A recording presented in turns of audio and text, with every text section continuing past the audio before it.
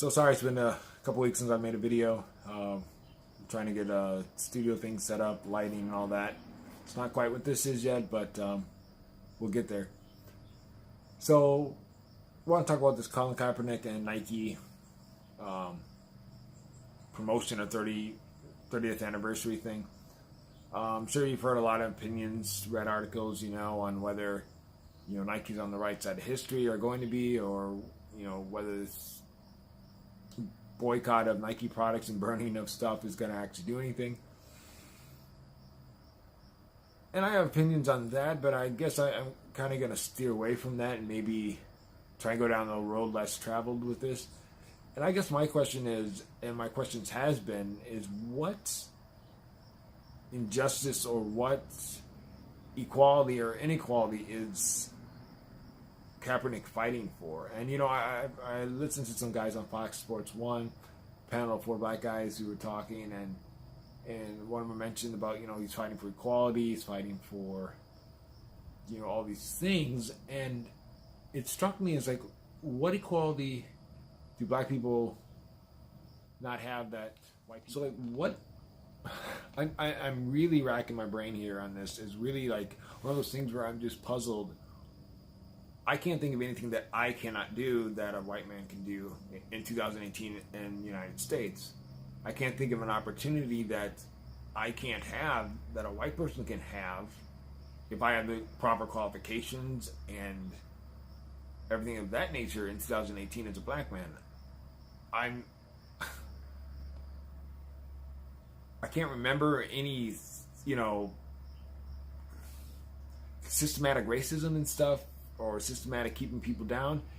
If you want to accuse a country of that, or saying that we need to work on this or that, then you got the proof. To just bring awareness to something but not bring any proof of that or anything, or proof is just kind of, it falls short. Same thing with police brutality. Yes, it happens. It's unfortunate. But is it as widespread, or is it as a big epidemic as people want to make it seem?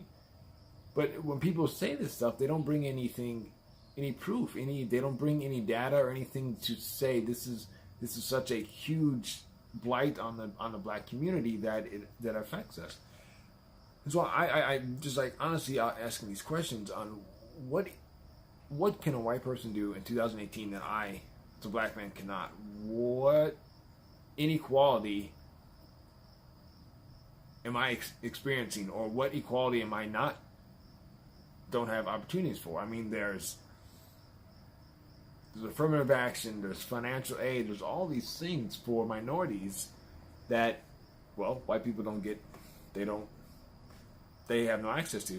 So I'm really trying to figure out is, if you're going to accuse and say you're standing up for equality and injustice and all this stuff, bring the facts, bring whatever you need to bring to the table so the rest of us can actually believe that you're fighting for something is actually a legitimate thing. Even when, I respond to things on YouTube or this video, I'm sure someone's going to call me Coon or Uncle Tom, and it's like, is that the best you can tell me? Is that your only reason? Is like, you don't like what I'm saying? Fine, then tell me and show me where my perceptions are wrong. It's like, show me this data, and this, because if something systematic or something is, United States wide, or some oppression is happening, it happened to normal black people on a normal day, every day of their lives. We would all experience it. We'd all be talking about it and everything. But that's not the case. And you pick like certain small happenings and say it's this big, epidemic. And when I've never experienced anything of that, I don't know when's the last time a cop pulled me over for a bogus reason. I don't remember the last time, if ever, I've been told I can't go somewhere because I'm black, or buy something, or that I can't have this job just because I'm black. Not the fact if I'm qualified or not for the job, but just the simple fact that I'm black. So if someone could point to me all this injustice and what equality he's fighting for, I might actually believe him. And Nike wants to be on the right side of history. Well, you should do a little more research, Nike, because there is no history to be on when it comes to this. You've been promoting black athletes since Michael Jordan. I mean, so how is that oppressive? There was four. I was thinking about there's four black guys on this panel on Fox Sports 1. Four of them.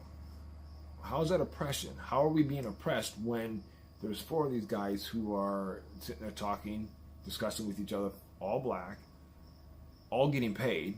I mean, you can look up a news, other YouTubes, whatever, ESPN, all these minorities are getting paid to voice their opinion on this, yet we're being oppressed in the United States.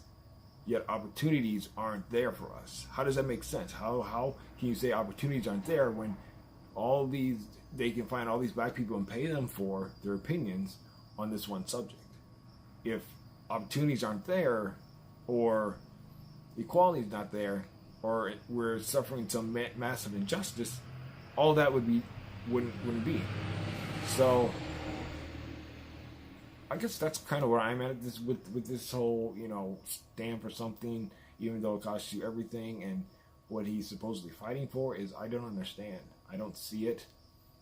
And, those of you who want to call me Coon and Uncle Tom, at least bring some legitimate data, legitimate argument to your stance. But if you're just going to call names, it's just going to go on deaf ears.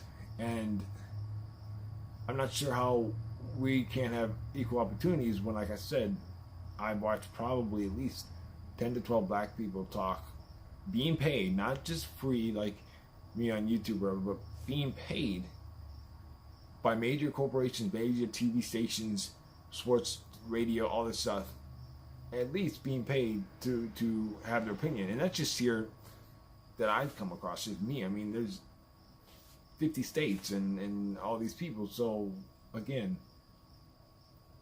whatever his cause is, or whatever Nike thinks the cause is with this, it's here today, gone tomorrow, because it just doesn't exist. It just doesn't exist. So that's all really all I have to say about the Nike and Cap thing. I don't care whether their numbers go down, or whether the boycott is successful or not. I just have a simple question: is show me what oppression that I'm experiencing, what inequality that I'm experiencing as a black person, that I should, if it's so system wide, every day of my life, I should experience something that tells me that I'm not equal in this country. Yet I can't think of anything in the last decade to point to that fact.